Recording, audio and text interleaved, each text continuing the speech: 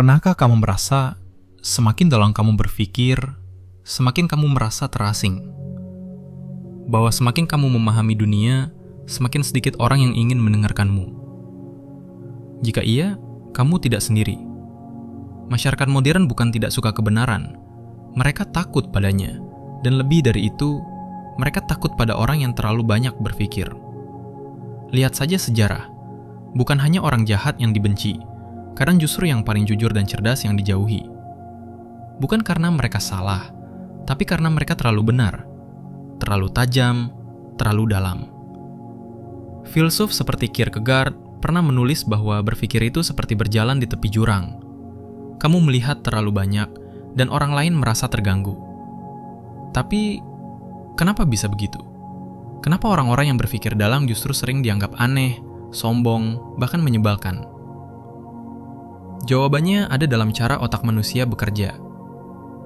Saat kita bertemu seseorang yang lebih kuat atau lebih kaya, kita mungkin iri, tapi kita tidak merasa diserang.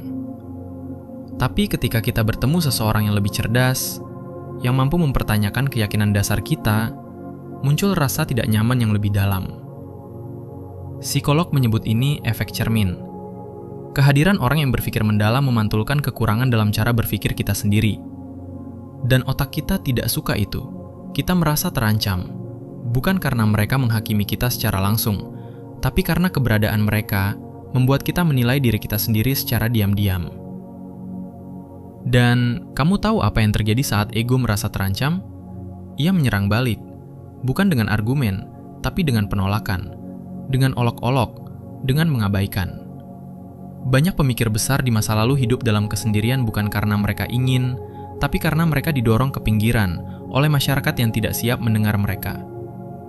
Dalam kelompok sosial, kita lebih menghargai kepercayaan diri daripada kedalaman berpikir. Orang yang bisa bicara dengan lantang, penuh keyakinan, seringkali lebih didengarkan, meski isi bicaranya dangkal. Sementara mereka yang berbicara dengan keraguan, dengan nuansa, justru dianggap lemah. Ini menjelaskan kenapa teori konspirasi viral lebih cepat daripada argumen logis. Kenapa motivator instan lebih populer daripada filsuf. Karena kita lebih suka sesuatu yang mudah dipahami, daripada sesuatu yang menantang pikiran. Tapi bukan hanya soal budaya, ini juga soal biologi. Penelitian neuroscience menunjukkan bahwa ketika kita merasa kalah secara intelektual, bagian otak yang sama dengan yang aktif saat kita takut atau terancam juga menyala, amigdala. Artinya, berpikir mendalam bisa memicu reaksi otak yang sama seperti saat kita diancam secara fisik. Itu ekstrim, tapi masuk akal. Selama ribuan tahun, manusia bertahan hidup bukan karena menjadi paling pintar, tapi karena mampu beradaptasi dan diterima kelompok. Dalam masyarakat tradisional, menjadi berbeda bisa berbahaya. Dan berpikir terlalu berbeda berarti mengganggu keseimbangan. Akibatnya, penolakan. Penelitian dari Stanford bahkan menemukan bahwa orang cenderung lebih terbuka terhadap pemikiran mendalam saat dalam percakapan pribadi, tetapi menjadi defensif dalam kelompok besar. Kenapa?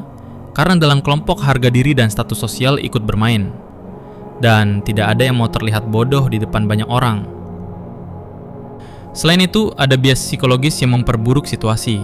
Efek Dunning-Kruger, di mana orang yang kurang tahu sering merasa paling tahu.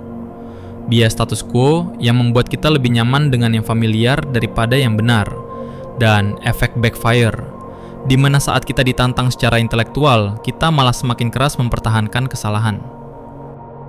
Di era media sosial, ini semua diperparah. Algoritma mendorong konten yang cepat, sederhana, emosional. Pemikiran dalam jarang viral. Terlalu panjang, terlalu rumit, terlalu jujur. Jadi, apa artinya semua ini bagi kamu yang berpikir dalam? Artinya, kamu tidak salah. Kamu tidak aneh. Kamu hanya berada di dunia yang belum siap menerima kedalaman itu. Tapi jangan berhenti. Karena meski sunyi, pikiranmu penting. Mereka mungkin tidak mendengarmu hari ini, tapi suatu hari dunia akan butuh seseorang yang berani bertanya saat semua orang sibuk menjawab. Dan saat hari itu datang, suara yang sunyi bisa jadi satu-satunya yang masuk akal.